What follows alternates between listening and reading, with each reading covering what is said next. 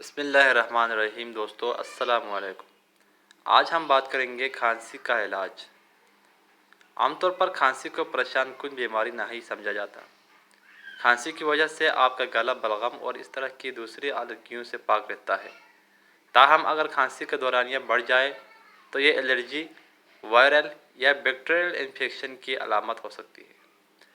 کئی مرتبہ پھیپھڑوں کے مسائل کھانسی کی وجہ نہیں بنتے، بلکہ معدے کے مختلف مسائل جیسا کہ تیزابیت کا خوراک کی نالی میں چلے جانا وغیرہ کھانسی کی وجہ بن سکتے ہیں۔ کھانسی کو عام طور پر دو اقسام میں تقسیم کیا جاتا ہے: بلغمی کھانسی اور غیر بلغمی کھانسی۔ بلغمی کھانسی لاحق ہونے کی صورت میں پھیپھڑوں میں بننے والی بلغم خارج ہوتی رہتی ہے، جبکہ غیر بلغمی کھانسی کو خشک کھانسی بھی کہا جاتا ہے۔ کھانسی کی یہ قسم لاحق ہونے سے جسم میں بلغم پیدا نہیں ہوتی۔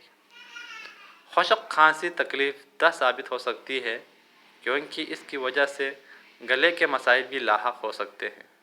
کھانسی کا شمار چونکہ خطرناک یا شدید بیماریوں میں نہیں کیا جاتا، اس لیے اسے زیادہ تر گھریلو علاج کی مدد سے دور کیا جاتا ہے۔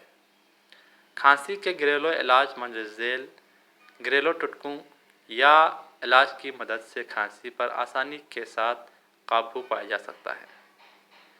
شہد کا استعمال۔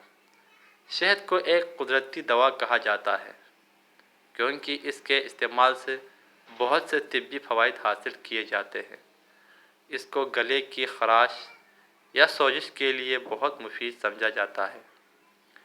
ایک طبی تحقیق کے مطابق شہد کا استعمال کھانسی کی دواؤں سے زیادہ مؤثر ثابت ہوتا ہے۔ کھانسی سے چھٹکارا پانے کے لیے آپ شہد کی مدد سے اپنا گھریلو ٹوٹکا بنا کر استعمال کر سکتے ہیں۔ شہد کے 2 چائے کے چمچ 1 کپ ہربل چائے یا گرم پانی میں شامل کر کے استعمال کیے جا سکتے ہیں۔ ذائقے کو بہتر بنانے کے لیے آپ اس مکسچر میں لیموں بھی شامل کر سکتے ہیں۔ شہد گلے اور سانس کی نالیوں کو سکون فراہم کرتا ہے، جبکہ لیموں کی وجہ سے سانس کی نالیوں کی جکڑن دور ہوتی ہے۔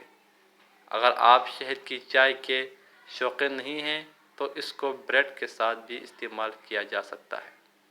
نمکین پانی سے غرارے۔ کھانسی اور گلے کی خراش سے چھٹکارا پانے کے لیے نمکین پانی کے غرارے بہت مفید ثابت ہوتے ہیں۔ 1 کپ نیم گرم پانی میں آدھا یا چوتھائی چمچ نمک شامل کر کے غرارے کرنے سے ان علامات میں کمی آتی ہے۔